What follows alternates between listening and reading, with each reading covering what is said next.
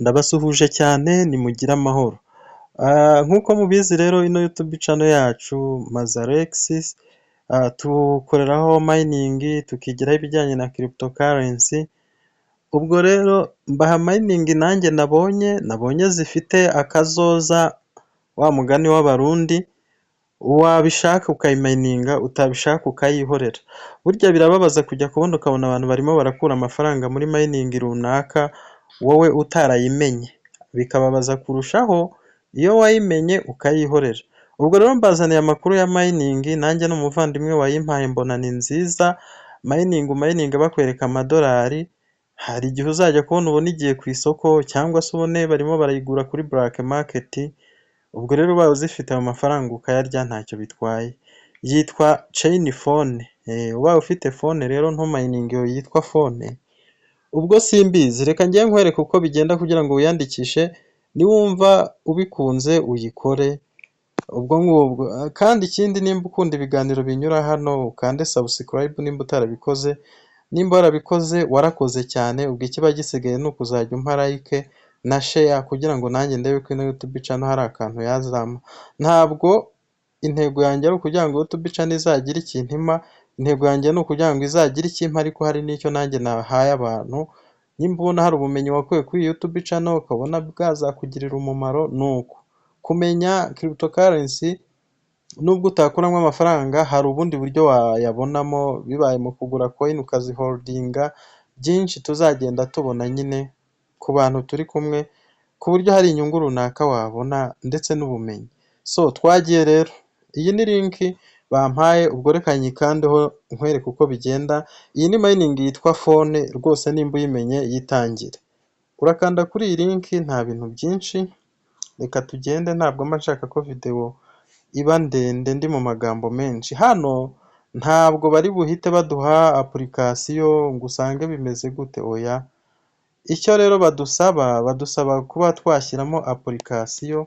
Ukimara kugera hano urabanza ugashyiramo application, ukanda hano. Rero wowe kuri telefone yawe bashobora kuri buze kuguha ubuntu bw'ubu aids bwinshi cyane.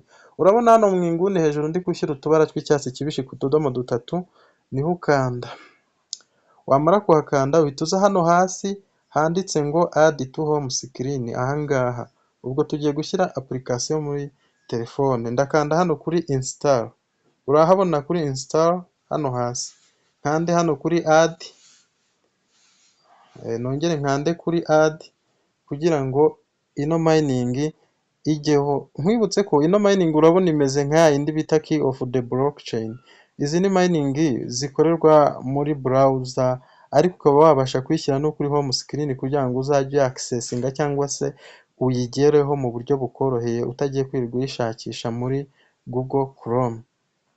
Ubu rero nakanze kuri add to home screen, ndahitamo phone kuko icyo ndi gukoresha ni mobile phone. Hano ha kabiri kuri mobile phone niyo nakoresheje. Ariko ibi bintu mbona barimo bazana bya online test, hoya reka nze bino tubikate. Turabikansaringa ibi ngibi, ntabwo biri muri mining. Hano hantu bazanamo aids nyinshi cyane, ikiza urazihorera, ntabwo zino ziba ari ngombwa. Ibi bya congratulation wapi, ahubwo wowe urareba nukanda kuri download, nyuze kuri twa tudomo dutatu, nkanda kuri download, urareba ko ibyo uri ku downloadinga biri kuza.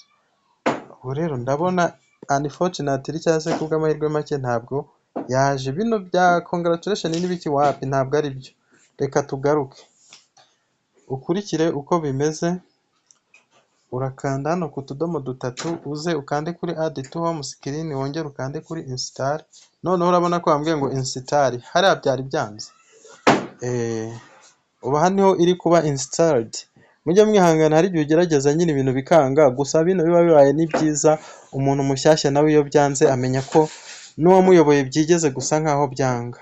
Urabona noneho hano hejuru bampa notification ivuga ngo app installed. Ubu ngiye hano ku tudomo dutatu nayibona no, cyangwa se nkajya kuri home screen ya telefone.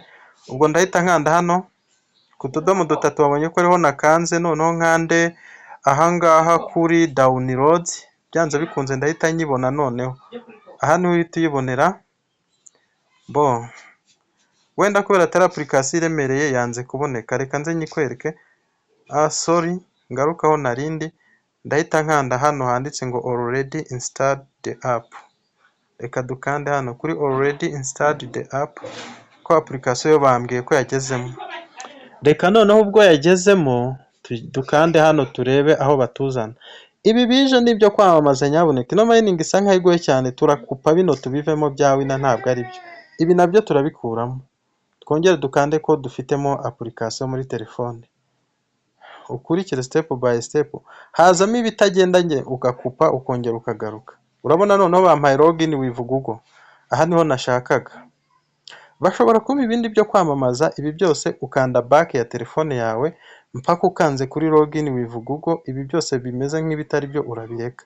Hano harimo ads nyinshi cyane zitesheje umutwe. Sorry, nari mpageze ndakansaringa, ariko reka nongere nsubire inyuma gake nzi ko biri bukunde.